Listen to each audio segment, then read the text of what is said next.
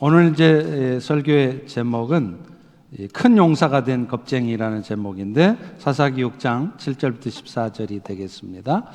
네, 같이 교독하실게요. 이스라엘 자손이 미디안으로 말미암아 여호와께 부르짖었으므로 여호와께서 이스라엘 자손에게 한 선지자를 보내시니 그가 그들에게 이르되 여호와께서 이같이 말씀하시기를 이스라엘의 하나님 내가 너희를 애굽에서 인도하여 내며 너희를 그 종되었던 집에서 나오게 하여 애굽 사람의 손과 너희를 학대하는 모든 자의 손에서 너희를 건져내고 그들을 너희 앞에서 쫓아내고 그 땅을 너희에게 주었으며 내가 또 너희에게 이르기를 나는 너희의 하나님 여호와이니 너희가 거주하는 아모리 사람의 땅의 신들을 두려워하지 말라 하였으나 너희가 내 목소리를 듣지 아니하였느니라 하셨다 하니라. 여호와의 사자가 아비에셀 사람 요아스에게 속한 오브라에 이르러 상수리 나무 아래에 앉으니라. 마침 요아스의 아들 기드온이 미디안 사람에게 알리지 아니하려 하여 밀을 포도주 틀에서 타작하더니 여호와의 사자가 기드온에게 나타나 이르되 큰 용사여 여호와께서 너와 함께 계시도다 하매 기드온이 그에게 대답하되 나의 주여 여호와께서 우리와 함께 계시면 어찌하여 이 모든 일이 우리에게 일어났나이까? 또 일찍이 조상들이 우리에게 이르기를 여호와께서 우리를 애굽에서 올라오게 하실 때 나타냈던 그 모든 이적 어디에 있나이까? 이제 여호와께서 우리를 버리사 미디안의 손에 우리를 넘겨주셨나이다 하니 여호와께서 그를 향하여 이르시되 너는 가서 너의 힘으로 이스라엘을 미디안의 손에서 구원하라. 내가 너를 보낸 것이 아니냐 하시니라. 아멘. 최근에 인공지능이라고 그러죠. AI로 만들어진 로봇 아메카라고 하는 로봇에게 질문을 했습니다. AI가 초래할 수 있는 가장 큰 문제점이 무엇이냐고 묻자 AI는 이렇게 답했답니다. AI가 인간들도 모르는 사이에 인간들을 공격하고 인간들을 조정하게 되는 것, 이것이 가장 큰 문제점입니다. 그런데요, 놀랍게도 얼마 전에 미 공군의 AI 시험 운영 책임자인 터커라고 하는 사람이 국제회의에서 발표한 시뮬레이션에서도 똑같은 결과가 나왔다는 것입니다. 드론을 통해서 이 지상에 있는 미사일 발사대를 폭파시키는 시뮬레이션인데 이 시뮬레이션에서 미사일을 파괴할 것인지 말 것인지의 결정 권한은 AI에 네가 갖는 게 아니라 드론을 조정하는 인간에게 주어진다라고 명령어를 넣으니까 AI가 어떤 결정을 하면요, 드론 조종자 인간을 죽이라는 명령을 내렸다는 거예요. 미사일 파괴가 지금으로서는 가장 중요한 일인데 그것을 인간이 방해할 수 있다고 AI가 스스로 판단을 한 것입니다. 여러분, 이처럼 21세기를 살아가는 오늘날 현대인들은요, 이 기술 개발의 속도가 너무 급속도로 빨라지게 되면서 심각한 가치관, 세계관의 혼란을 겪고 있습니다. 그리고 그렇기 때문에 세상 사람들에게 이 눈에 보여지는 세상이 전부가 아니라 그 세상 너머에 참된 진리의 세계가 있다는 것을 알려줘야 할 교회의 책임, 이 교회의 책임이 날로 더해 간다는 것입니다. 사실 여러분, 사사시대에 등장하는 사사들은요, 1차적으로는 세상을 구원하기 위해서 이 땅에 오신 예수님을 상징하는 거예요. 그런데 그거는 더 나아가서 2차적으로는 예수님이 승천하신 후에는 이 땅에 남아서 진리의 세계를 세상 사람들에게 보여주어야 될 책임이 있는 성도들, 이 성도들을 바로 사사가 의미한다는 것이죠. 그런 의미에서 오늘 우리는 의심 많고 불평투성이이고 겁쟁이까지 한 기드온을 하나님께서 어떻게 믿음의 사사로 세워져 가셨는가를 보면서 오늘 이 자리에 앉은 우리 모두도 가치관의 혼란을 겪고 있는 세상 사람들에게 진리의 세계를 알려줄 수 있는 그런 이 시대의 사사들이 되기를 주의 이름으로 축원합니다. 축원합니다. 오늘 본문은요, 또다시 사사기적인 반복으로 시작이 돼요. 이스라엘 자손이 또 여호와의 목전에 악을 행한 겁니다. 하나님은 이런 이스라엘을 7년 동안 미디안의 손에 붙입니다. 근데 이번에는 좀 달라요. 미디안의 군사들이 보통 잔인하고 강한 군대가 아니었기 때문입니다. 이전에 이스라엘을 괴롭혔던 이방 민족들과는 다르게 이 미디안은요, 한번 공격을 하면 씨를 말려요. 곡식은 한 톨도 남기지 않고 다 빼앗아가고 마을을 완전히 초토화시키는 겁니다. 그래서 이스라엘 사람들은 결국은 집을 버리고 산으로 동굴로 도망가서 생활할 수밖에 없었어요. 근데 문제는 하루 이틀도 아니고 7년 동안이나 이런 생활을 해야 한다고 생각해 보십시오. 이스라엘은 그야말로 국가적인 재난 상태에 빠지게 된 것이죠. 이제 이스라엘 백성들은요, 다시 하나님을 찾습니다. 염치 없지만, 너무 하나님 앞에 죄송하지만 어쩔 수 없어요. 그렇게 해서라도 하나님께 매달려야 답이 있기 때문이죠. 7절에 보시죠. 이스라엘 자손이 미디안으로 말미암아 여호와께 부르짖었으므로. 그때 하나님이 뭘 하느냐면 선지자를 보내셔서 이스라엘 백성들에게 너희가 지금 왜 미디안의 압제 가운데 고통당하고 있는지 그 이유를 설명을 해줍니다. 8절부터 10절까지예요. 내가 너희를 애굽에서 인도하여 내며 너희를 종되었던 집에서 나오게 해서 애굽 사람의 손, 너희를 학대하는 자의 손에서 너희를 건져내고 그들을 너희 앞에서 쫓아내었다. 그러면서 이르기를 나는 너희의 하나님 여호와이니 그러니 이제는 너희가 거주하는 아모리 땅 사람들을 두려워하지 말고 그 신들을 섬기지 말아라. 이렇게 너희에게 말을 했으나 너희는 내 목소리를 듣지 않았다. 이렇게 말을 하는 거예요. 하나님께서 이스라엘을 미디안의 압제 가운데 두신 이유가 그들이 하나님을 떠나서 세상 신들을 섬겼기 때문이라고 말씀하시는 것입니다.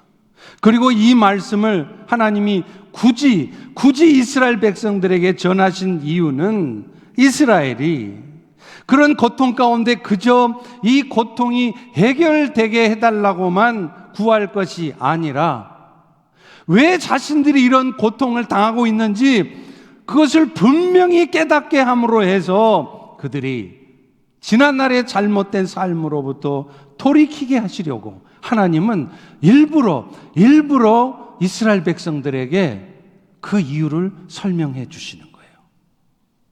여러분, 사실이 그렇지 않습니까? 우리도 살다 보면 힘든 일이 생겨요.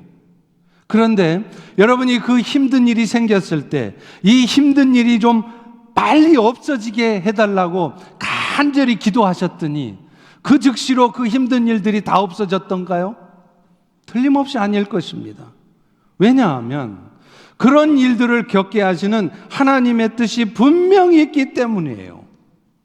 그렇기 때문에 우리는 내가 지금 당하고 있는 이 힘든 현실 앞에서 하나님의 도우심을 간절한 마음으로 부르짖어 기도하기 전에 먼저 해야 할 일이 있다는 겁니다. 그것은 먼저 자신의 삶을 겸허하게 돌아보면서 혹시 아직도 내 삶에 부족한 모습은 없는지, 또 나도 모르는 사이에 내가 하나님의 뜻과는 반대되는 생각, 그런 반대되는 삶을 살고 있지는 않는지 돌아봐야 된다는 거예요.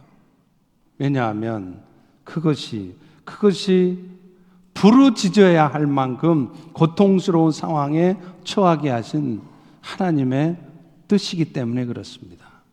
그런데 안타깝게도 우리는요, 어려운 상황에 처하게 되면 나를 힘들게 하는 이 상황에 대한 탓만 합니다. 다른 사람들 탓만 해요. 그런데요, 거의 모든 문제의 원인은 항상 바깥에 있지 않고 자기 자신에게 있다는 것입니다. 저도 목회 초창기만 해도요, 어떤 문제가 발생하면 먼저 바깥 상황을 살핍니다. 다른 사람들을 살펴요. 그러다 보면 어떤 일이 일어나는지 아세요? 저도 모르게 자연스럽게 내가 지금 이렇게 힘든 상황에 있게 된 이유는, 혹은 뭔가 일이 잘못되는 것 같은 상황으로 가는 이유는 결국은 못돼 먹은 누군가 때문이거나 혹은 뭔가 잘못되어 가고 있는 바깥 상황 때문이라고 생각을 하게 되더라는 거예요. 그런데 참 희한하죠? 그래서 그런 상황이 개선될 수 있도록 제가 어떤 조치를 취하고요, 심지어는 문제가 있어 보이는 그 사람이 제발 바뀌게 해달라고 아무리 기도를 많이 해도 전혀 상황은 바뀌지 않는 겁니다. 결국 어리석게도 나중에야 깨달았습니다. 모든 문제의 원인이 내 자신에게 있는 거라는 거예요. 결국 내가 더 겸손하지 못했고 내가 더 새로워져야 할 부분이 있어서 그런 것이지 누구를 탓할 것이 아니라는 것입니다. 그래서 내 삶의 태도 먼저 개선하고자 결단을 하고요, 내가 더 새로워질 수 있도록 기도하면 정말로 희한하게도 그때부터 나를 힘들게 했던 그 상황들이 바뀌어져 가는 것을 종종 경험했습니다. AD 313년 2월에 로마 제국의 콘스탄티누스 1세하고 리키니우스가 밀라노에서 회담을 했어요. 그리고서는 그해 6월에 밀라노 칙령이라는 기독교 역사에서 아주 중요한 칙령을 발표를 합니다. 그게 뭐냐면 바로 로마 제국 안에 기독교 자유를 허용한다는 내용이에요. 그래서 심지어 그때까지 박해시대에 몰수되었던 모든 교회 재산을 다 반환을 하고요, 기독교도를 속박했던 모든 법률도 다 폐지시켰어요.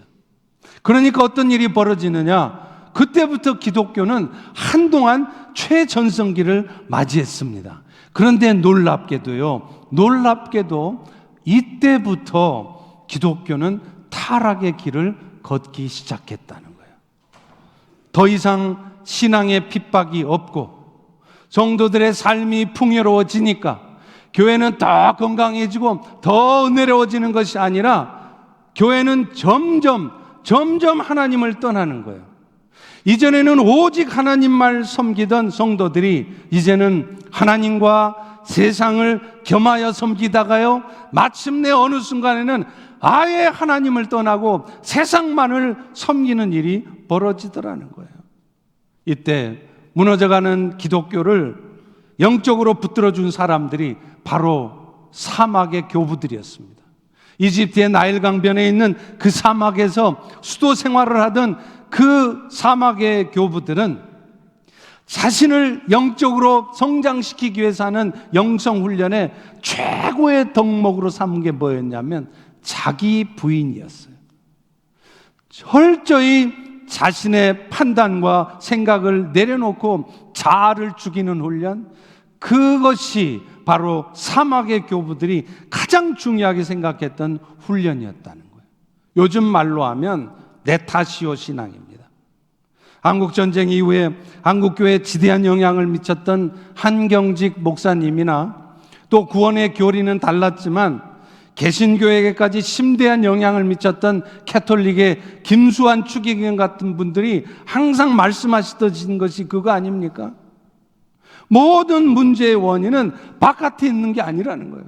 다른 사람에게 있는 것이 아니라 결국에는 자기 자신에게 있다는 것입니다.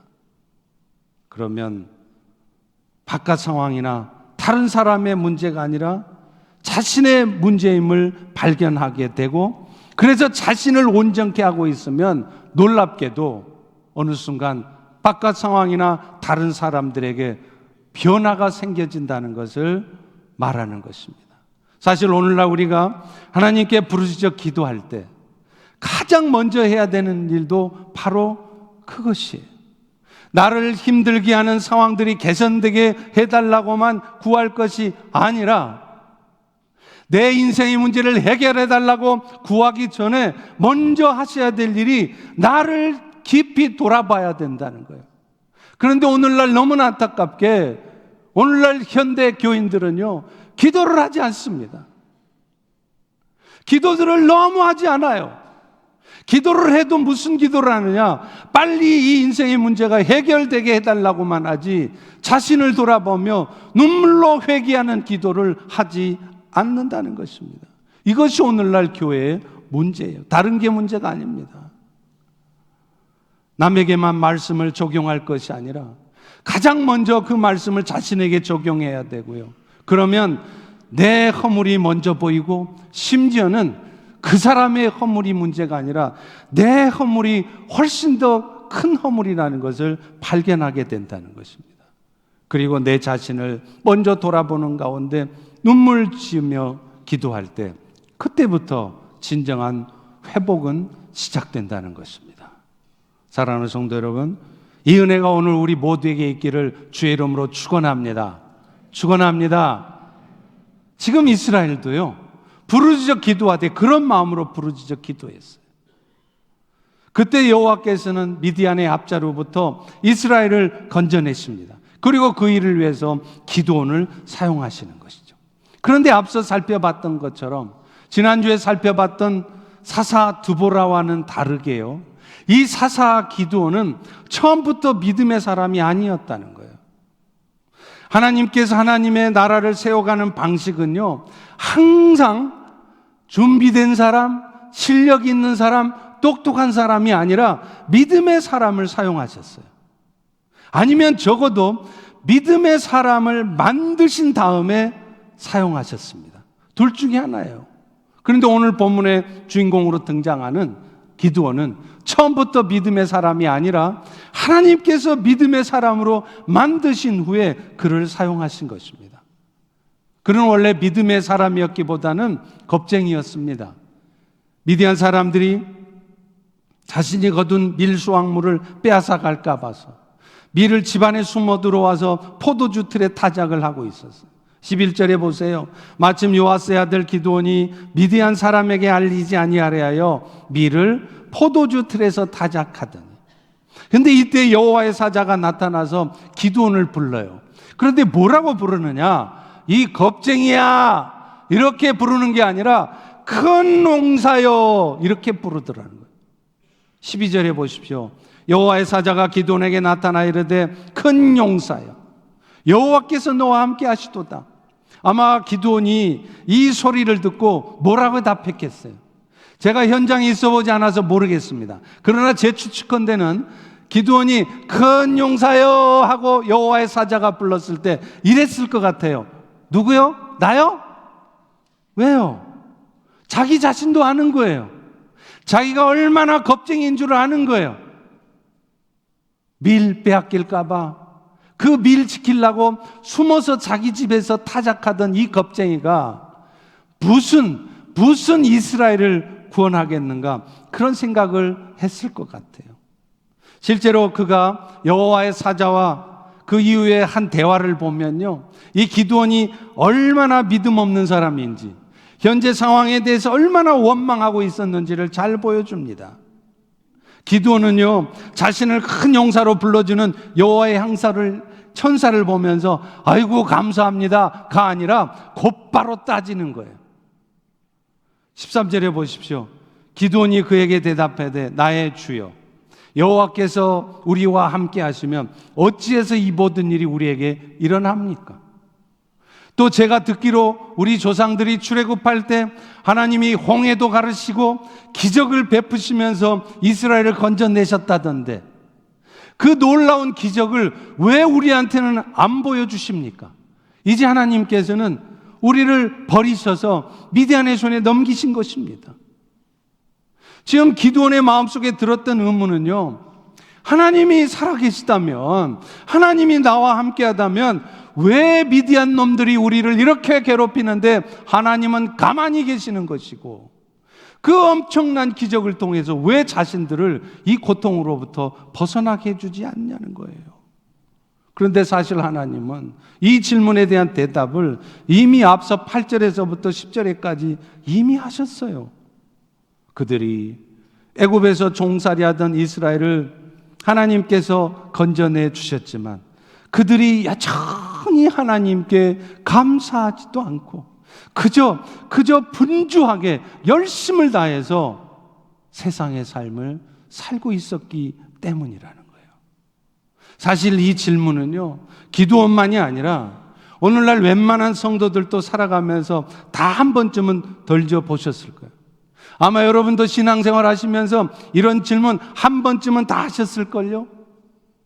우리 성도들의 삶에도 늘 좋은 일만 있지 않습니다. 갑작스럽게 황당하게 생각지도 않았던 고통스러운 삶이 찾아오면 대부분의 성도들은 이런 반응을 해요. 왜 내 삶에 이런 일이 생기느냐는 거예요. 그러나 항상 그런 이유 때문은 아니겠지만 하나님께서 우리 인생에 그런 일을 벌여놓으시는 중요한 이유는 그 일들을 통해서라도 내가 혹시 하나님 앞에 부끄러운 모습으로 살아가고 있지는 않는지 돌아보게 하시고, 그래서 그 일을 통해 우리를 더 새롭게 하시도록 위해서 그렇게 하신 경우가 많다는 거예요. 그런데 문제는 우리는 종종 그런 일이 생겨도 자신의 허물은 잘 돌아보지 않는다는 겁니다. 마치 엄마에게 꾸지람을 들은 아이들처럼 자기가 잘못한 것은 생각도 않고요, 그저 사랑만 해줄 줄 알았던 엄마가 자신한테 야단친 거 그것만 섭섭해하는 거예요. 오늘 여러분도 혹시 그렇게 살아가고 계시지 않습니까? 하나님께서는 창세전부터 우리를 택하셔서 하나님의 자녀 삼아주셨고 오늘도 영원한 생명 가운데 살아가게 하셨는데 우리는 너무나 안타깝게 종종 그 고마움은 잊어버려요. 그리고는 오늘 또 관심사가 뭐냐면 어떻게 하면 이 땅에서의 내 삶을 부유하고 편안하게 살아갈까를 고민한다는 겁니다. 아십니까 여러분? 사실 우리를 위해서 십자가에서 억울한 대속의 죽음을 당하신 예수님은 십자가에 죽으시기 전까지도 단 한순간도 자신의 삶의 안위와 평안을 추구하지 않으셨습니다. 그런데 우리는요, 그 엄청난 은혜를 받았으면서도 그 은혜를 너무 당연하게 생각해요. 종종 그 은혜는 잊어먹습니다. 그리고서는 어차피 살아봐야 안개처럼 잠깐 있다가 사라질 이 인생조차 내가 원하는 만큼 살아보고 싶어서 열심히 삽니다. 그러다가 마침내 뭔가 뜻대로 되지 않거나 혹은 생각지도 못한 어려운 일들이 내 삶에 생기기라도 하면 먼저 원망부터 하는 거예요. 하나님께서 나를 사랑하신다면서 왜 내 인생은 이 모양이냐고, 왜 내 인생에 이런 일이 생겼느냐고 따지게 됩니다. 지금 기드온이 그렇습니다. 이쯤 되면 하나님께서는요, 너 참 믿음 없구나. 그러는 네가 무슨 사사냐? 이렇게 말씀하실 것 같은데요, 하나님은 그렇게 말씀하지 않으세요. 오히려 그런 겁쟁이 기드온을 향하여 큰 용사라고 부르시더니 정말로 그가 큰 용사가 되도록 그의 믿음을 하나님이 친히 하나씩 세워가시는 거예요. 하나님께서 그 기드온을 믿음의 사람으로 세워가시는 방법은 그로 하여금 와, 하나님은 과연 살아 역사하시는 하나님이구나, 그것을 깨닫도록 경험하게 하는 거예요. 하나님을 경험하게 만드시는 거예요. 기드온은요, 하나님한테 요청을 합니다. 하나님이 나와 함께 하신다고요? 그러면 증표를 좀 보여주세요. 그래서 고기와 무교병을 바위에 올려놓고서 하늘에서 불이 내려서 이 고기와 무교병을 태워버리면 내가 그때 하나님이 나와 함께 하신다는 거 믿겠습니다. 그때 하나님은 어떻게 하십니까?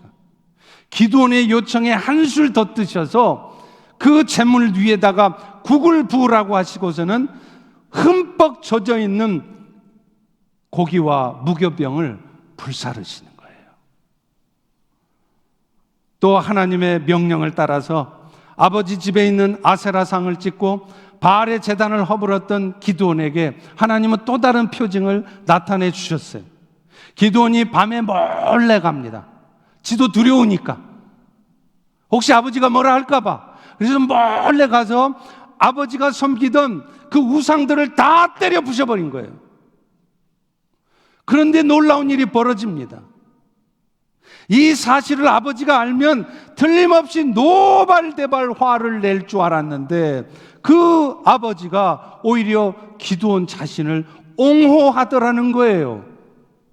바알의 단이 허물어지자 이스라엘 백성들은요, 금방이라도 기드온을 죽이려고 달려듭니다. 그럴 때 그 이스라엘 백성들을 막아준 사람이 바로 기드온의 아버지 요아스예요. 희한하지 않습니까? 바로 어제까지만 해도 그 아버지는 지가 앞장서서 우상을 섬겼던 사람이에요. 그런데 어떻게 그가 하루아침에 태도가 바뀐단 말입니까?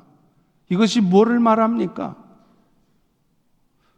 이렇게 해도 될까 싶기도 하고, 때로는 내가 한 이 결정 때문에 내가 더 어려움을 겪게 되는 것은 아닌가 의심도 들었지만, 염려도 되었지만, 그래도 내가 믿음의 결단을 해야지 하고 마음을 정하고 믿음으로 결단하고 가면은 정말로 하나님께서 그 뒷감당은 다 하신다는 것을 보여주신 것입니다.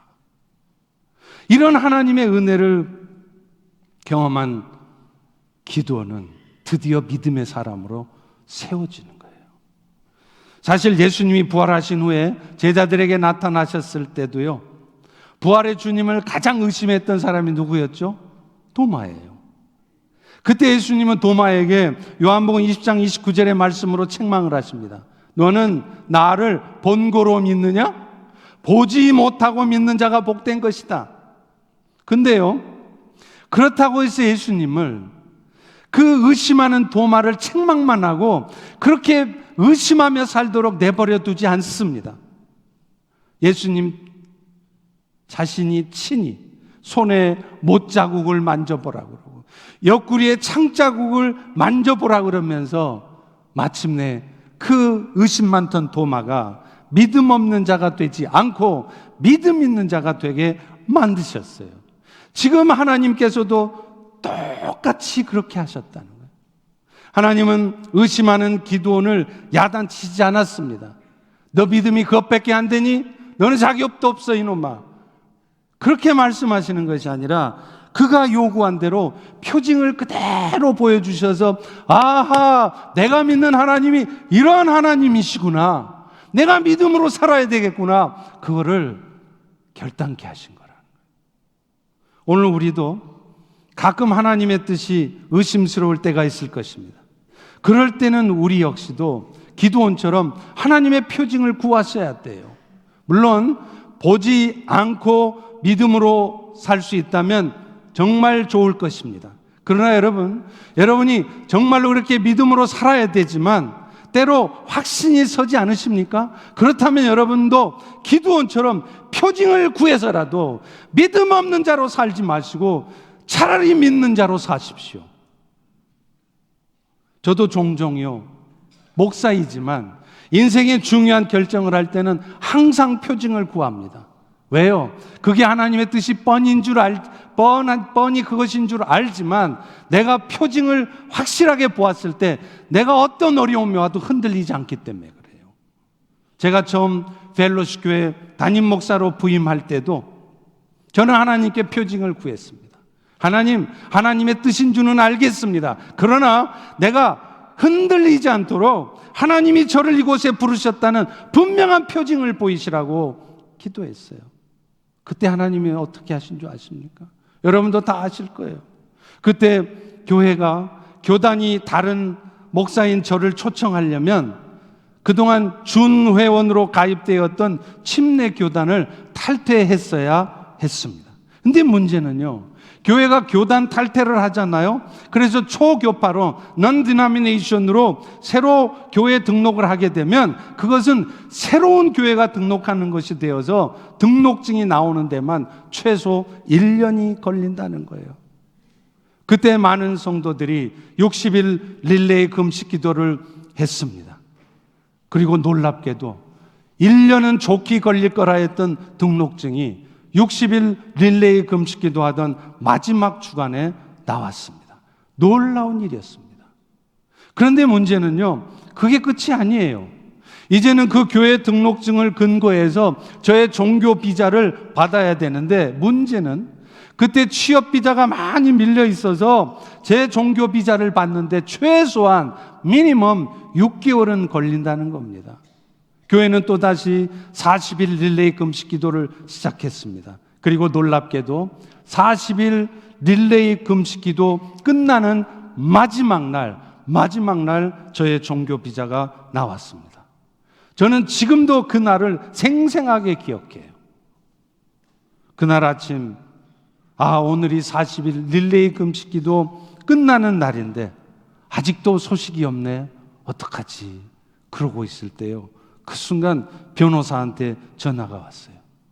신앙생활도 하지 않던 변호사가 하는 말이, 목사님의 하나님이 이기셨습니다 하는 것입니다. 기가 막힌 일이었습니다. 여러분도 아마 살다 보면 항상 좋은 일만 있지 않을 것입니다. 저도 마찬가지입니다. 때로는 힘들어서 모든 것을 포기하고 싶을 때도 있어요. 그러나 그런 표징들이 저로 하여금 어려운 때도 흔들림 없이 자리를 지키며 목회를 감당하게 한 것입니다. 사랑하는 성도 여러분, 여러분도 마찬가지예요. 보지 않고 믿는 자가 복된 것입니다. 그러나 보지 않고서는 도저히 믿으실 수 없습니까? 그렇다면 표징이라도 구하시기 바라요. 그래서 의심하면서 아무것도 하지 못하고 주저앉아 있지 마시고 믿는 자가 되어서 주의 뜻을 이루어가는 여러분 모두가 되시기를 주님의 이름으로 축원합니다. 이제 하나님은요, 기드온을 여러 가지 방법으로 믿음을 세우신 다음에 마침내 사명을 주세요. 그런데 참 재밌는 것은 사명을 주어 그 길로 가게 하실 때 하나님이 말씀하시는 게 좀 이상하다는 거예요. 여러분, 보통 하나님이 여러분에게 사명을 주실 때 뭐라고 말씀하실까요? 이제 너는 너의 힘을 의지하지 말고 나 여호와의 힘으로 나아가라, 그렇게 말하지 않나요?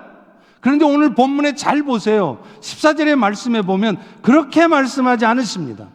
여호와께서 기드온에게 말씀하시되 너는 너의 힘으로 미디안의 손에서 이스라엘을 구원하라는 거예요. 여호와의 힘으로가 아니라 너의 힘으로 가라는 겁니다. 여러분, 이게 어찌된 일입니까? 이 말씀의 뜻은요, 자신의 힘을 의지해서 가라는 말이 아니라 현재 하나님께서 너에게 주신 것들을 가지고 있는 모습 그대로 나아가라는 말이에요. 목사님, 하나님, 저는 너무 부족한 것이 많아서 아직은 때가 아닌 것 같아요. 그런 빼는 말을 하지 말라는 것입니다. 비록 나는 부족할지라도 나의 하나님은 부족하지 않으시기에 부족한 모습일지라도 있는 모습 그대로 부족한 힘으로라도 맡겨주신 일을 하라는 것입니다. 그런데 놀라운 것은요, 그렇게 하다 보면, 지나다 보면 정말로 이 모든 일을 나의 힘으로 한 것이 아니라 하나님이 하신 일이었다라고 고백할 날이 반드시 온다는 것입니다. 우리는 종종 모든 것을 완벽하게 준비된 상태에서 하려고 해요. 그게 미국적인 사고 방식이더라고요. 물론 준비를 철저히 해야 하는 것 중요한 일이에요. 그런데 문제는요, 그 준비라고 하는 것이 우리가 생각하는 준비와 하나님이 생각하시는 준비가 다르다는 것입니다. 중요한 것은 객관적으로 내가 얼마나 많은 준비를 했느냐가 아니라 이 일이 분명히 하나님께서 하라 하신 것임을 굳게 신뢰하는 가운데 믿음으로 일할 준비가 되어 있느냐는 겁니다. 그런 믿음의 준비가 되어 있지 않으면요, 아무리 객관적인 것들을 많이 준비해도요, 그런 사람의 눈에는 항상 부족한 것밖에 안 보여요. 빈틈만 보이게 되어 있습니다. 그러나 반대로 믿음의 준비가 되어 있는 사람은 아무리 여건 환경이 부족해 보여도요, 오히려 이 약한 가운데서 강하게 역사하실 하나님의 능력을 기대하는 것입니다. 그래서 믿음으로 나아가는 것입니다. GP 선교회 한 시니어 선교사님이 재미있는 얘기를 해주시더라고요. 이분은 원래 한국교회 역사와 전통을 자라나는 그 교회에서 담임 목회를 하셨는데요, 이분이 교회를 담임할 때 당시 교회 청년 자매 하나가 선교에 헌신했대요. 나중에 이 목사님이 교회를 사임하시고 선교사로 나가신 다음에 한 10년쯤 지나서 다시 그 교회를 방문을 했답니다. 그런데 분명히 10년 전에 금방 선교사로 나갈 것처럼 막 호들갑을 떨면서 헌신한다고 했던 자매가 아직도 선교사로 나가지 않고 있더라는 거예요. 그래서 물었습니다. 아니, 너 아직도 안 나갔니? 그랬더니 그 자매가 그러더래요. 네, 아직 준비가 안 끝났어요. 얼마나 준비를 철저히 하고 있길래 그런지 그 선교사님은요, 그 자매는 어쩌면 죽을 때까지 못 나갈 수도 있겠다 생각이 들더라는 거예요. 여러분, 사람의 준비와 하나님의 준비는 달라요.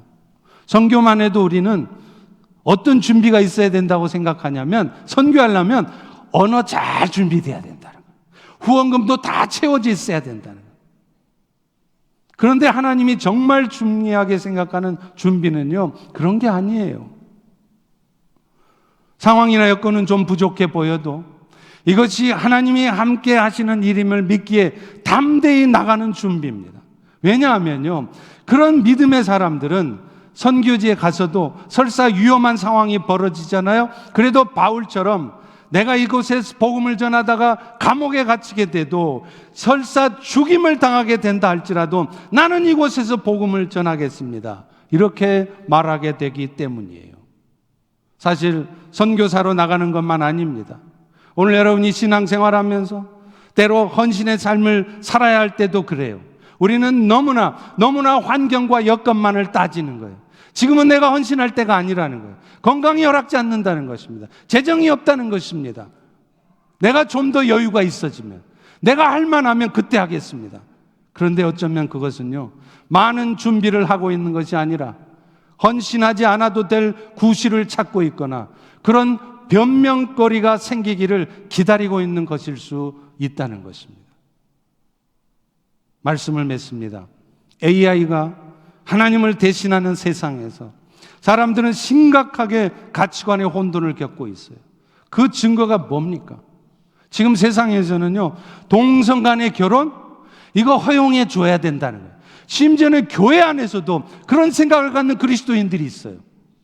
동성 간의 결혼을 허용해 주는 것, 이게 마치 진정한 사랑인 것처럼, 이게 진짜 휴머니즘인 것처럼 그렇게 착각하며 말한다는 거예요.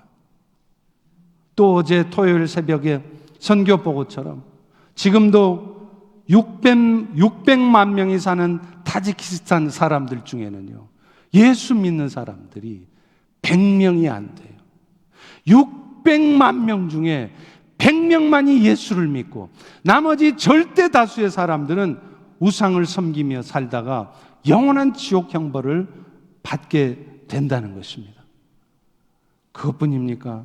당장에 우리 주변에는요, 먹고 살기가 힘들어서 불쌍한 것이 아니라 그 영혼이 죽어 있어서 너무나 불쌍한 사람들이 수도 없이 많다는 거예요. 무엇보다도 당장에 먹고 사는 것이 힘들어서 힘들어하는 도시 빈민들이 있고요, 하나님의 은혜로 미국에 들어오긴 했지만 영어도 못해, 미국 문화도 몰라, 그래서 어찌할 바를 모르고 방황하고 있는 난민들이 있다는 거예요. 하나님은 우리 모두를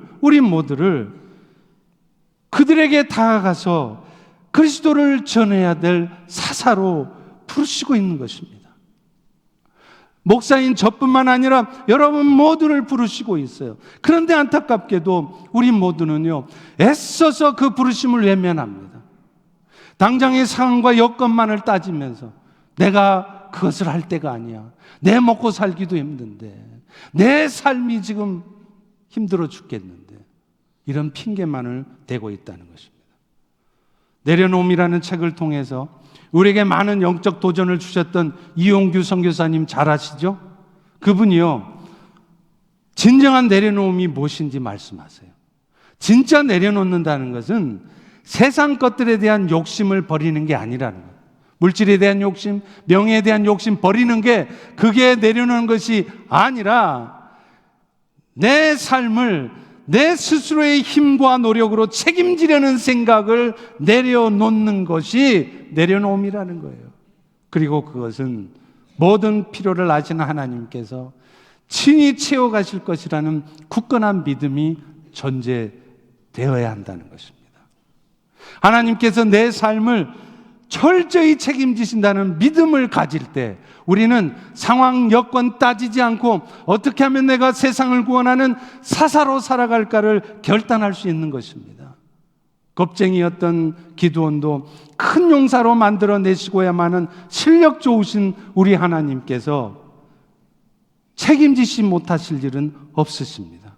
문제는요, 자신의 현재 상황만을 보면서 망설이면서 주저앉아 있는 우리가 문제예요.